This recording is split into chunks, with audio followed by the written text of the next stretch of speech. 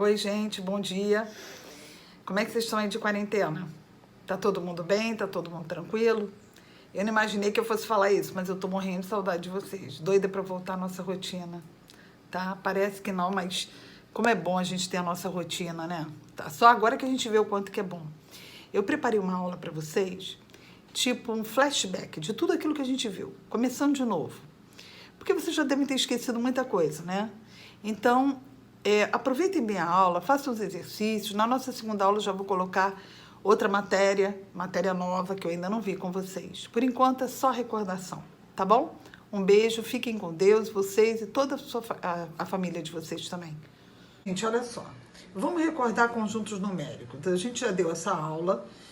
Isso aqui é só uma recordação de tudo aquilo que a gente fez na sala de aula, mas é bom dar essa recordada que nesse período vocês ficaram aí sem fazer nada, já devem ter esquecido tudo. Vamos recordar conjuntos numéricos. Conjunto dos números naturais. São aqueles que vocês veem desde lá, da segunda, da primeira série, que é composto pelos elementos 0, 1, 2, 3, 4, 5, 6, 7, 8, ou seja, é um conjunto infinito. Logo depois a gente aprende o conjunto dos números inteiros, que são todos os naturais, mais aqueles inteiros negativos, que começam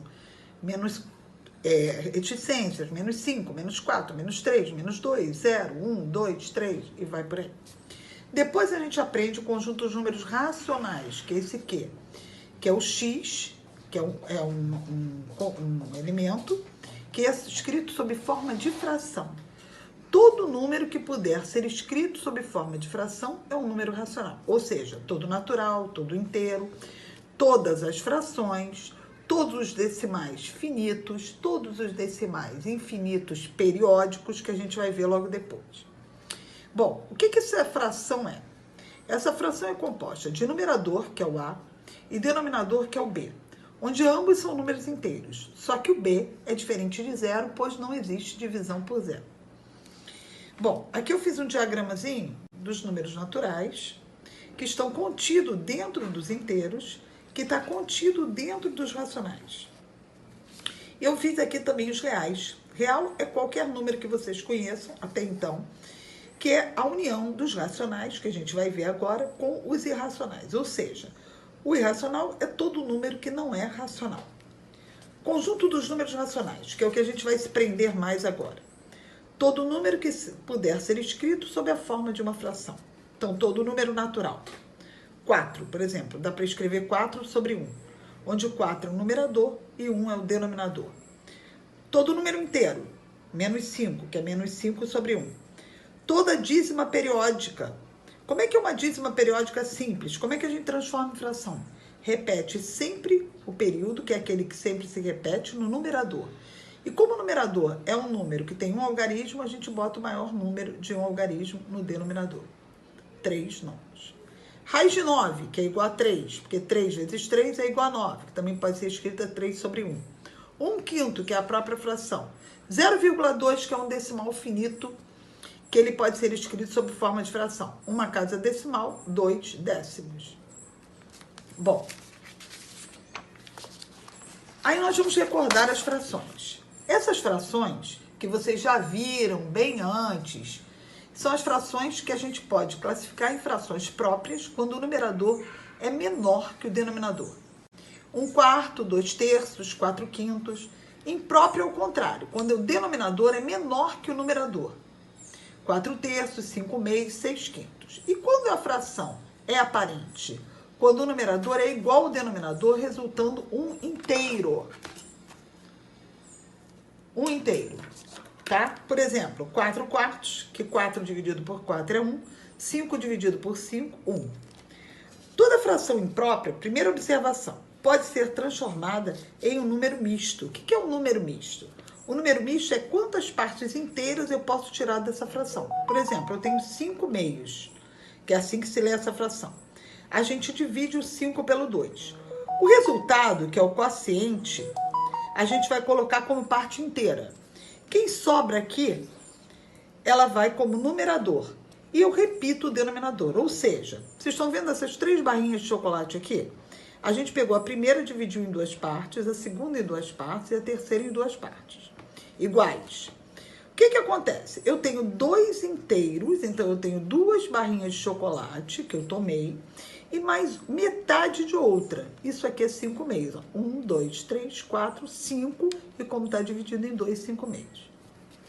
Bom, todo número misto também pode ser transformado em fração imprópria. Como é que eu transformo o número misto em fração imprópria? Por exemplo, se eu tenho 2 barrinhas de chocolate divididas em 4 partes, mais uma barrinha dividida em 4, eu tenho 2 inteiros e 1/4. Que se eu quiser transformar, eu faço assim. Eu multiplico esse por esse, somo com o numerador e depois repito o denominador. Por exemplo, 2 vezes 4, 8, mais 1, 9. 9/4. Outra coisa, agora que a gente vai ver, é adição e subtração de frações. Quando eu tenho o mesmo denominador, é só fazer o seguinte, repete o denominador e soma os numeradores. Se os denominadores são diferentes, a gente tem que tirar o MMC dos denominadores, ou seja, fazer com que ele fique um denominador comum, as duas. Como eu faço isso? Bom, se eu tenho 1/5 mais 2/3, eu tiro o MMC de 5 e de 3. Como é que se tira o MMC? Como tirar o MMC? É dividir pelos números primos. O que são números primos? São aqueles que são divisíveis por ele mesmo ou pela unidade. Por exemplo, 2. 2 só é divisível por 1 ou por 2. 3, 5, 7, 11, 13, 17, 19, 23, vai por aí. Tudo isso são números primos. O único par primo é o 2. Então, quando eu tenho 5 e 3, eu começo. Primeiro tem que ser o 2. Como nenhum dos dois é par, e para o número ser divisível por 2, ele necessita ser par, então eu já elimino esse 2. Passo para o próximo, que é o 3. 3 dá para dividir por 3. 5 não dá, repete. 3 dividido por 3 dá 1. Aí não é mais divisível por 3. Vou para o próximo, 5. 5 dividido por 5 dá 1. Eu paro quando tiver 1, 1. Acabou. Aí eu faço, aí multiplico aqui, 3 vezes 5, 15. O denominador comum de 5 e 3 é 15. Formo novas frações com denominador 15. O que eu tenho que fazer agora? Pegar o denominador novo e dividir pelo antigo. 15 dividido por 5, e boto o resultado aqui, 3. 15 dividido por 3, e põe o resultado aqui, 5. E agora multiplico este número pelo numerador antigo. 3 vezes 1, 3. 5 vezes 2, 10. Ficou o mesmo caso daqui. Então, agora é só repetir o denominador e somar os numeradores. 3 mais 10, 13, 15 avos. Multiplicação de frações. Agora a gente vai ver multiplicação de frações. Como eu multiplico duas frações? Por exemplo, eu tenho 1/5 vezes 10 sextos. A regra é a seguinte, multiplica-se numerador com numerador e denominador com denominador. E no final, se puder ser simplificado, a gente simplifica. Por que eu dividi aqui por 10? Porque ambos terminam em 0. E todo número que termina em 0 é divisível por 10. Então, eu dividi 10 por 10 dá 1, 30 por 10 dá 3. E eu consegui essa fração irredutível, 1/3. O que é uma fração irredutível? É aquela que não pode ser mais simplificada. Então, está escrito aqui o que eu faço, tá? Eu multiplico o numerador e multiplicamos os numeradores. Peraí, deixa eu ajeitar aqui. E multiplicamos os denominadores. Bom, e a divisão de frações? Como é que eu faço? Aí é o seguinte, a gente vai repetir a primeira fração, modificamos o sinal para vezes e invertemos a segunda fração. Por exemplo, 1/5 dividido por 6/3. Eu repito 1/5, mudo o sinal para vezes, esse pontinho quer dizer a mesma coisa que vezes, tá? E vou inverter a segunda. Se eu tenho 6/3, eu vou inverter e botar 3/6. Aí, igualzinho a multiplicação. Multiplico numerador com numerador, denominador com denominador. Bom, eu cheguei a 3/30. Dá para simplificar por 3. Por quê? Quando é que um número é divisível por 3? Quando a soma dos seus algarismos é divisível por 3. Claro que 3 é dividido por 3, que dá 1. E 3 mais 0 é 3, que também é divisível por 3. Então, 30 dividido por 3 dá 10. 1/10 eu fiz a fração irredutível. Bom, por que a gente está vendo tudo isso? A gente está vendo tudo isso porque os números racionais nada mais são do que frações, números naturais, números inteiros, números decimais, e aí a gente está dando uma recordação de frações e dando agora, vamos ver agora uma recordação de números decimais. Números decimais a gente vai ver a adição, a subtração, tudo direitinho. Mas antes disso, vamos dar uma olhadinha aqui. Tudo que tiver antes da vírgula é parte inteira. O que está depois da vírgula é parte decimal. Então, por exemplo, 0,3, a parte inteira é 0, a parte decimal é 3. 2 só tem a parte inteira. E 2 é a mesma coisa que 2,0. Então, quando eu vou somar ou subtrair um número decimal, a regra é a seguinte, colocar vírgula embaixo de vírgula. Então, eu ponho 0,3 e esse 2 tem que ficar embaixo do zero, que é a parte inteira. E 5,2. Somo tudo. E quando eu terminar de somar, é só repetir a vírgula aqui do mesmo jeito que ela está. Tá? Na subtração, a gente vai ter que tomar um cuidado do seguinte. Quando eu tenho 6 menos 0,2, eu tenho 6 inteiros, que é a mesma coisa que 6,0. Por que eu completei aqui com 0? Porque aqui eu tenho 0,2, eu preciso daqui. Então, o que eu vou fazer aqui? Eu não tenho um número para poder subtrair por esse. Agora, 0 não dá para diminuir por 2, mas eu tomando emprestado, aqui fica 5 e aqui vai ficar 10. Aí vai ficar 10 menos 2, 8, e aqui pediu emprestado 5 menos 0, 5. Então, a minha resposta é 5,8. Sempre colocamos vírgula embaixo de vírgula. Na multiplicação de números decimais é um pouquinho diferente. A gente multiplica como se a vírgula não existisse e contamos as casas decimais no final dessa multiplicação. Então, por exemplo, 0,2 vezes 0,3. 3 vezes 2, 6. Como aqui é zero, não há necessidade de multiplicar por zero, é só repetir aqui. Aí eu conto as casas decimais, ó. 1, 2. Aí eu venho aqui e faço, ó. 1, 2. Aí dá 0,06, tá?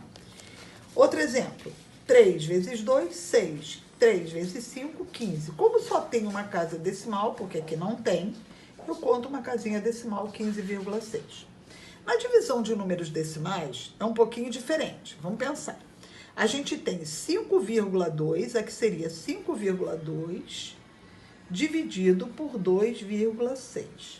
Qual é o meu objetivo? É fazer, temos que observar se o dividendo e o divisor têm o mesmo número de casas decimais. Como aqui é igual, é só a gente riscar as vírgulas e dividir normalmente. 52 dividido por 26, 2, resta 0. Agora nós vamos ver o seguinte, quando o número de casas decimais não for igual, aí a gente completa com 0 e iguala as casas decimais. Tipo, 0,32 dividido por 1,6. Eu tenho duas casas decimais aqui e aqui eu tenho uma. Então, eu vou completar para que fique igual.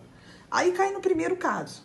Quando é igual, a gente risca as vírgulas e 0 à esquerda de um número sem vírgula não tem valor. Então, eu fico com 32 dividido por 160.